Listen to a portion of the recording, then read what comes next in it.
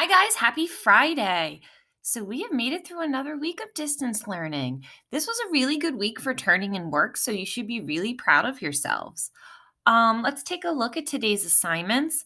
We are going to be doing another slideshow presentation, and you're going to need your workbooks today. So, if you don't have your workbook nearby, go ahead and grab it now. At the end of the lesson, you're also going to have to complete another Google form. And the last responsibility is that you need 60 minutes total of iReady Path for the week. Some of you have already met that goal, so bravo to you. But if not, please make sure that you hit 60 minutes by the end of today. All right. So this was our would you rather question from Thursday, and you can see that overwhelmingly many of you decided that you would rather be followed around by 8 little ducklings. Only 7 students out of 40 chose the butterflies. And I would have to agree with the majority of you. Like I said in the Google form, I think it would be kind of cute to have some little ducklings that are fuzzy and could be your pets and I could snuggle with. And a lot of you kind of gave me that same exact feedback. So, taking a look, our math standard is still the same. We're looking at attributes. And remember, an attribute is a characteristic, a trait, and we're using those to group or put two-dimensional shapes into categories. And then today we're going to be hitting that second part where we're going to be talking about subcategories. That's why you need your workbooks today. We are going to be reviewing yesterday's exit ticket before we get into talking about subcategories and looking in our workbooks. So, we're going to take a look at the last 3 problems. Those tended to be the ones where most of us had mistakes, where you needed to classify your triangles in 2 different ways. So, I noticed that when you have to just do it by angles, you're great. When you just have to do it by their sides, again, very successful. But when you were asked to identify a triangle using both ways, that's where a lot of our mistakes happen. So let's take a look at this triangle here. And when you're looking, let's go by angles first. So I notice that this angle right here is large. It's opened up larger than a square corner. So I know right away that it's not going to be this choice or this choice. So I'm looking here or here. So obtuse and isosceles. An isosceles triangle, as a review, is a triangle that has at least 2 sides that are the same. And I don't see any tick marks on this triangle to tell me that there are any congruent sides. So that means that all sides are a different length, and that's what the definition of scalene means. So for this first one, you should have selected that this triangle here is an obtuse and scalene triangle. All right. Now taking a look at this one, again, you're being asked to identify it in 2 different ways, by its angles and by its sides. So right away, I see 2 things that tip me off about what kind of triangle I have. When I'm looking at its angles, I see that symbol right here. And since this symbol is in the shape of a square, it tells me that it's my benchmark angle, that it has a value of 90 degrees, and we call that a right angle. So now we've eliminated this one right here. So now we have to decide, looking at its sides, are all the sides equal? That's what an equilateral triangle is. A scalene triangle is when none of the sides are the same. An isosceles triangle is when there are at least 2 sides that are the same. So taking a look, I see these tick marks here and here, which means that this left side right here is congruent with the base of this triangle. Congruent means they're the same. So that means they have the same measurement. And this one, since there's no tick marks, means that it's not. So for this, you should have selected a right isosceles triangle. All right. So this one here was a little story problem where the picture went away and you had to pull out that information from the story. Nora drew a triangle on her paper using a ruler. One side measures 4 inches, another is 3 inches, and the last one is 4 inches. What type of triangle did Nora draw? Well, let's think about what we know about this triangle. We have the measurements right here, and I can see one side is 4 inches and another side is 4 inches. And lastly, the final side is 3 inches. So I see two numbers that are the same, which tells me that two sides are congruent. And that's why it would be an isosceles triangle. So if you're still feeling a little bit confused about triangles, you're probably going to go back and watch the videos from Monday and Tuesday to help you. This is also a time for me to put out there a important piece of information. If you happen to miss a lesson, you need to go back and do that lesson first before you do the daily lesson, because each day builds upon the day before. So if you're somebody who missed Monday and Tuesday or one of those lessons, you weren't going to be very successful with Thursday's lessons. So again, if for some reason you have an emergency and you miss a lesson, please make sure you do that first before completing the daily lesson. All right. So here's those vocabulary words. You can see at the bottom I added 2 new ones. An attribute we talked about is a characteristic or a trait. And when we're looking at shapes, we're always usually talking about the number of sides or the number of angles, or we're talking about the measurement of those sides or the measurement or type of those angles. A category is when we group those shapes together based off of a similar attribute. So, for example, if we were grouping a bunch of shapes by their side lengths, I would group all the triangles together in one category because they all have 3 sides. Then I would take any shape, like a square, a rectangle, a trapezoid, anything that has 4 sides, and I would group them all together as a category of quadrilaterals because they all have 4 sides, and that's the attribute we are looking at.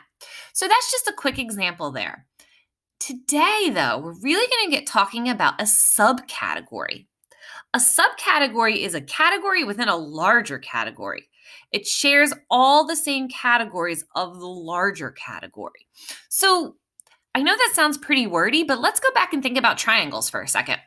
If I grouped all the 3-sided figures together and put them in a category of triangles, a subcategory could be right triangles. So I could group any triangle that has a right angle, a right isosceles triangle, a right scalene triangle, or I could group them by their sides. For example, within the category of triangles, I could have a subcategory of all scalene triangles. So keeping that in mind, a subcategory is a part of, a piece of that larger category.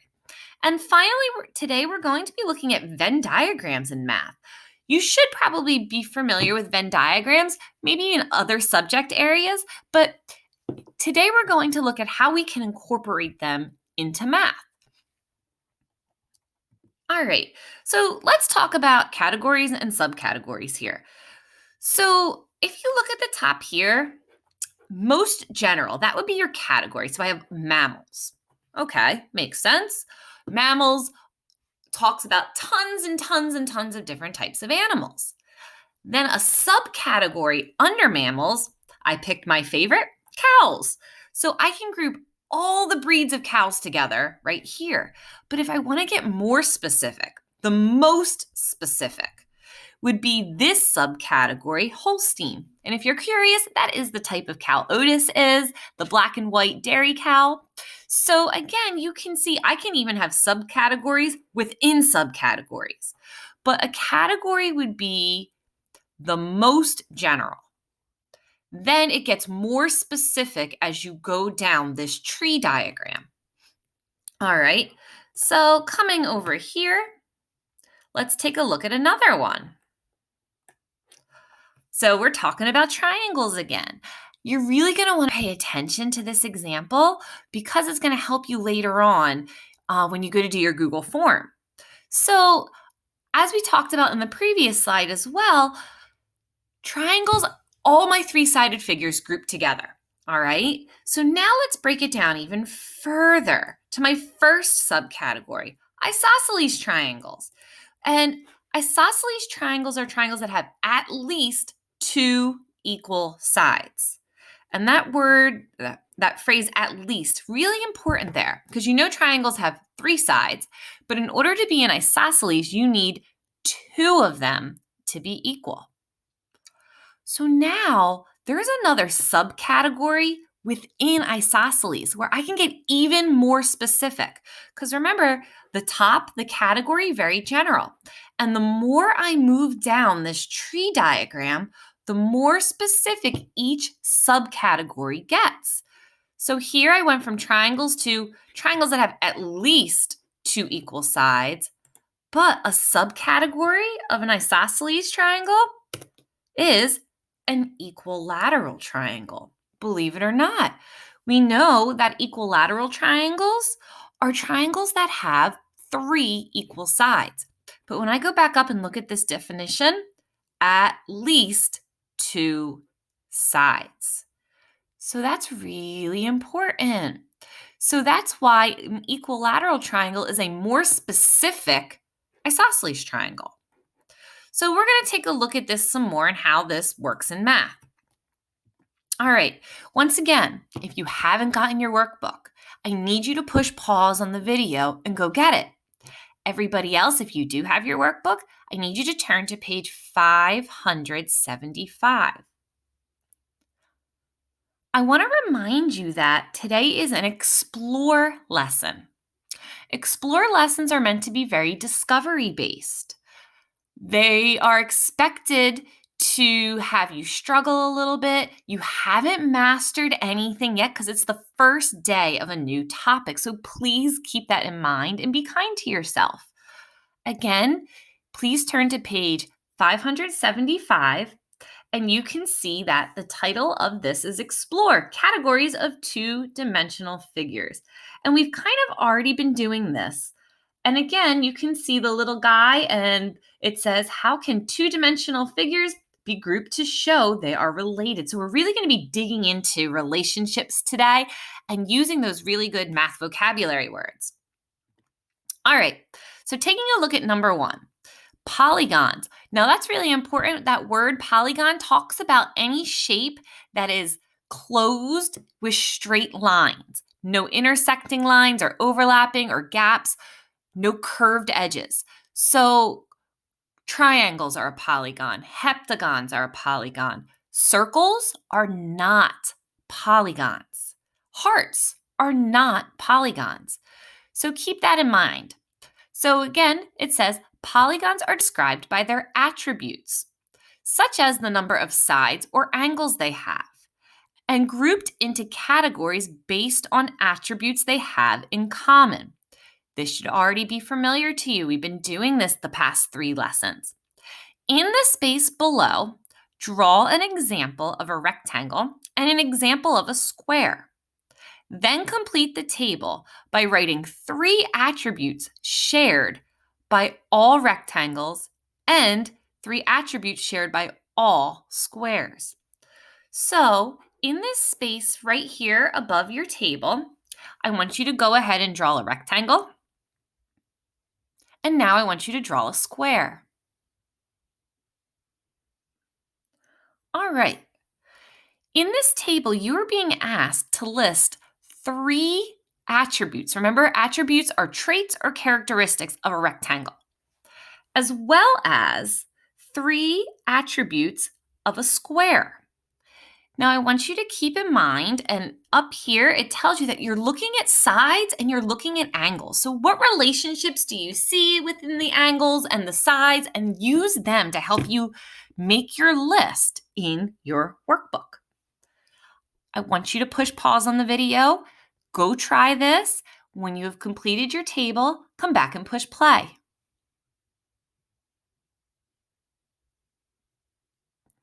All right.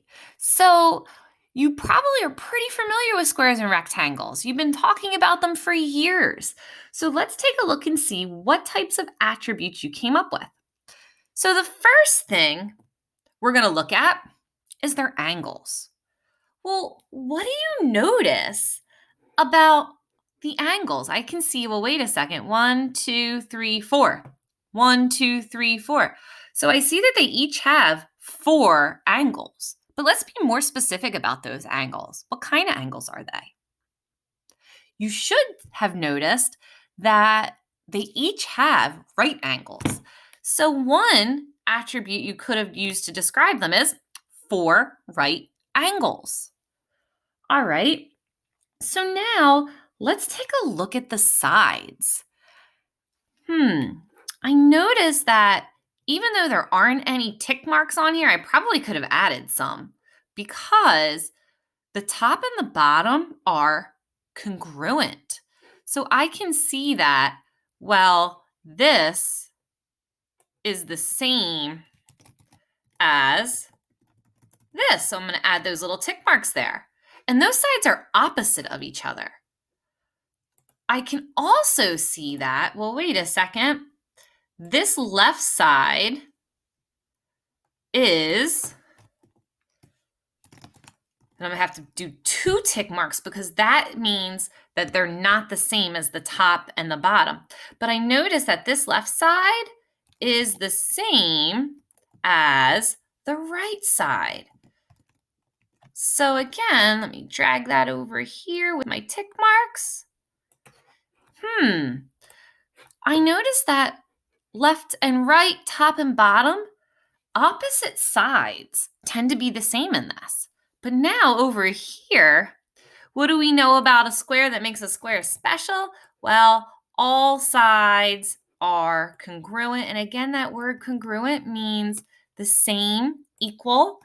So let me add my tick marks in there to show that all the sides are the same. Now listen, if you didn't put your tick marks in yours, I didn't originally when I made it, go ahead and add that now. So one of the things that you could have had on your list is that in a rectangle, opposite sides of equal length, but in a square, all 4 sides of equal length. Now, this next part, you probably already know this term. I talked about it a little bit in a previous presentation, but you might not have been able to think about this when we were talking about the attributes of squares and rectangles today. Take a look at the top and the bottom sides. They're never, ever going to touch. If I extend this on and on forever, the top and the bottom, those 2 lines will never intersect. Also, the left side of the rectangle and the right side of the rectangle, the left side of the square and the right side of the square. If those side lines continued on and on forever, going up and down, the left side and the right side will also never touch. So, one more attribute that's really important to squares and rectangles is that they have 2 pairs or sets of parallel sides. So this is pretty interesting. Taking a look, you can see that squares and rectangles share a lot of attributes. The only thing that we came up with that's different on our list is right here. They both have 4 angles. They both have opposite sides that are parallel. But here, a rectangle just needs opposite sides of equal lengths, where a square is special and it needs all sides to be equal. So let's take a look at number 2 and 3. Number 2 has 2 parts. It says, what attribute do all squares have that not all rectangles have? Well, I did just kind of talk about that, and you can go back and look at your table. Hopefully you fixed it to match mine if there were any errors. Part B, I want you to try and circle the statement that's true. Is every rectangle a square, or is every square a rectangle? And then lastly, it talks about in number 3 a subcategory. And again, it reminds you that a subcategory is a category that shares all attributes of a larger category. Remember, subcategories are more specific, all right, and a regular category is more general. Are rectangles a subcategory of squares, or are squares a subcategory of rectangles? So it's now time for you to push pause on that video again.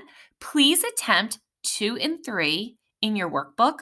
You are going to want to look at the list from the table in question 1 to help you answer these questions. All right, go ahead and do that now. Push play when you are done. All right, so let's take a look at this. What attribute do all squares have that not all rectangles have? Well, when you looked at that list, you should have remembered that it comes down to side lengths, that rectangles only require that the opposite ones, the top and the bottom, is the same as the left and the right, but to be a square, all sides must be equal. So now here's where you had to decide. Is every rectangle a square, or is every square a rectangle? Well, you should have circled this one over here. Every square is a rectangle. Why? Because a square is a special, more specific rectangle. A square meets all the rules to be a rectangle. A rectangle does not meet all the rules to be a square. So coming down to number 3, it says squares are a subcategory of rectangles. A square is a more specific, more special, if you want to go that way, rectangle, because it requires the sides, not just the opposite sides to be the same, but all the sides to be the same. So here you can see we have a Venn diagram in number 4. And it says a Venn diagram uses ovals or other shapes to represent categories and to show how categories are ordered in a hierarchy or ranking based on their attributes. We're going to really be talking about hierarchies later on in our lessons. But again, it's kind of like a ranking system. And if you go back to that tree diagram that I had where we were talking about mammals, cows, then Holstein, a hierarchy is you have the most general at the top, and as you go down that ranking system, it gets more specific. So how does the Venn diagram at the right show that squares are a subcategory of rectangles? And again, what is an attribute of rectangles that is also an attribute of squares? So I want you to take a look, and you can see that, squares are inside the rectangle oval. That's kind of interesting. What does that mean? That's what part A is asking here. And then part B is, what is an attribute that both rectangles and squares share? So again, you can go back and look at your list for question 1 to help you. So let's push pause, attempt part A and B, and come back together in a second to go over it. All right. So let's take a look. In part A, you were being asked to look at this Venn diagram and kind of think about, why would the square oval be inside the larger rectangle oval? What's going on there? The oval for squares is completely inside the oval for rectangles. That's your observation that you see there. And why is that? Because if you remember, all squares are rectangles. So anything that's a square can also be considered a rectangle in our Venn diagram. And you could have come up with that they have 4 right angles. You could have said maybe that they have 4 sides, that opposite sides are parallel. You could have also said that opposite sides have to be the same. So there was a lot of different things that you could have put here. I just went with the obvious 4 right angles. All right, so here's the deal. That kind of completes my teaching part of today's lesson. If you're unsure of what we talked about, I want you to go back through, watch the video again. You always can get more out of it the next time you watch it. But you're going to click on the Google form, and you're going to do questions 5 and 6 from your workbook in the Google form. So again, you might want to review the definitions of an isosceles and equilateral triangle because that's what you're going to be using for questions 5 and 6. Also, please make sure that you go to the next slide and you click on the link for the Google form. And then if you haven't finished your iReady, please do that today so you hit those 60 minutes for the week. All right, guys, I hope you have a great weekend. If you have any questions, shoot me an email. I haven't heard from many of you, so I hope all is well. And again, looking forward to continue talking about geometry and shapes some more next week.